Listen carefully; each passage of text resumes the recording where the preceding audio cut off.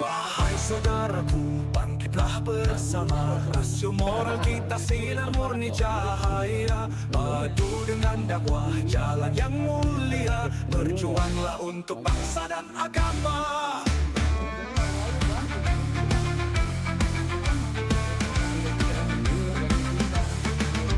Getarkan hati lawan dengan kata bijak. Perjuangan suci tiada pernah goyah. Paduan suara membangkitkan semangat. Lantunkan doamu dalam kalbu yang tak. Kita punya amal lebih panjang daripada usia.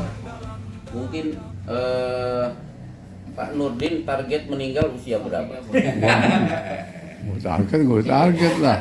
Tapi saya udah bonus 2 tahun. Oh, udah. 65 sekarang. Jadi gini, ada banyak bisa kita punya amal lebih panjang daripada itu harapan kita. Ya. Mumpung Ramadan, 10 hari terakhir Ramadan. Ya. Nanti ada Lailatul Qadar. Kalau kita mendapatkan Lailatul Qadar, berarti kita punya stok amal setara dengan 1000 bulan. Kalau dikonversi berarti kurang lebih 83 tahun. 1000 bulan tuh ya. Coba kalau kita meninggal di usia 80 tahun. Sementara kita pernah dapat Lailatul Qadar. Usia cuma 80 tahun. Tapi stok amal sudah punya 83 tahun. Nah, seandainya kalau kita ketemu Lailatul Qadar 5 kali, berarti kita meninggal dunia punya stok amal 400 sekian tahun. Jadi amal kita lebih panjang daripada usia. Nah, berkenaan dengan umur, saya perhatikan rata-rata para nabi itu justru pengen mati ketika berada di puncak karir.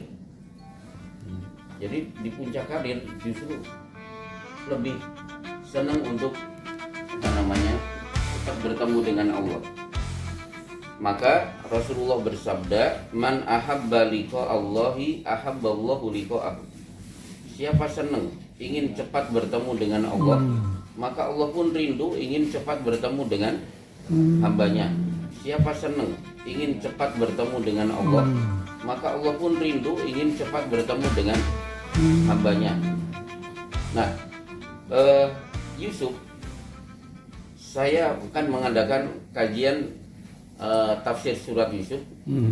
Itu 4 tahun baru selesai. Ada 100 pelajaran yang bisa kita dapatkan dari kisah Nabi Yusuf. Dari ayat ke-5 sampai ayat ke-100, berarti 95 ayat. Itu ada 100 pelajaran luar biasa. Nah, diantaranya adalah di ujung antara ayat 99 100 itu kan Yusuf sudah bertemu saudara-saudaranya. Ya. Sudah bertemu dengan bapaknya.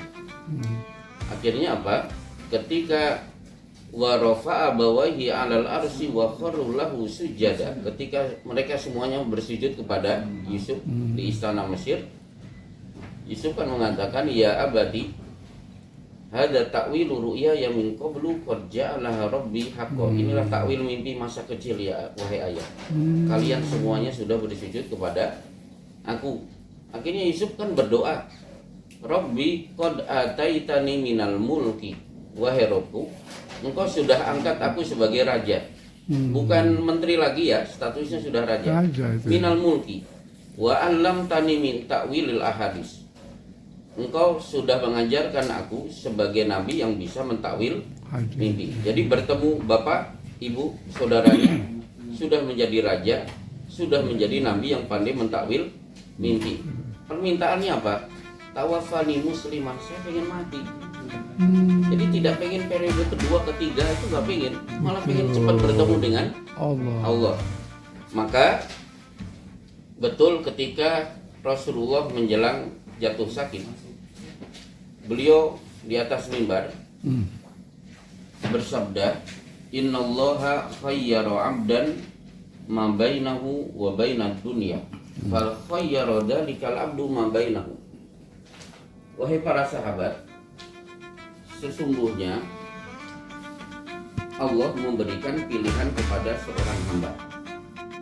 Pilih mana? Umur panjang bahagia atau segera dipanggil oleh Allah. Ternyata hamba itu memilih segera dipanggil oleh Allah. Wassalamualaikum, Rasulullah pulang. Seluruh masjid nggak ada yang paham kecuali Abu Bakar. Makanya Abu Bakar yang nangis sendirian kan. Itu ceritanya. Seisi masjid kaget, bingung ini kenapa Abu Bakar nangis. Tapi Abu Bakar juga bingung, kok nggak ada yang nangis. Sama-sama bingung ya. Dua kubu gitu. Akhirnya para sahabat kan bertanya, kenapa engkau menangis? Kenapa kalian tidak menangis? Apa kalian tidak paham? Ada seorang hamba diberi pilihan oleh Allah, umur panjang atau segera dipanggil oleh Allah. Hamba itu lebih memilih segera dipanggil oleh Allah. Apakah kalian tidak paham? Hamba yang dimaksud Rasul sendiri. Tadi di atas mimbar itu pamit sebenarnya kepada kita semuanya.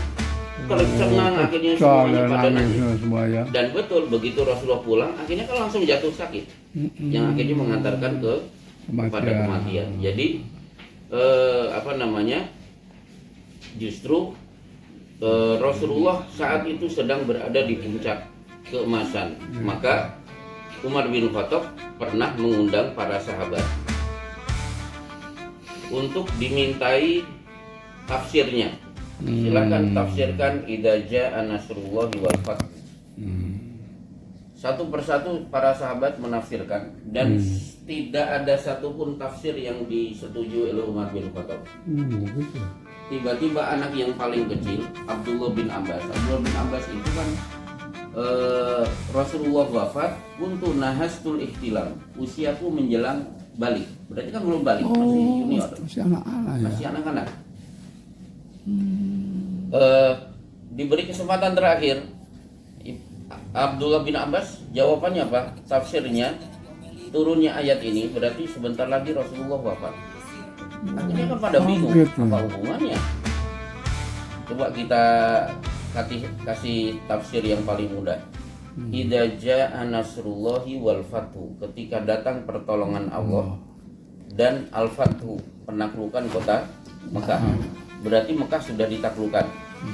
360 patung sudah dihancurkan, dikeluarkan dari Masjidil Haram. Dulu kita terusir, sekarang Mekah dikuasai.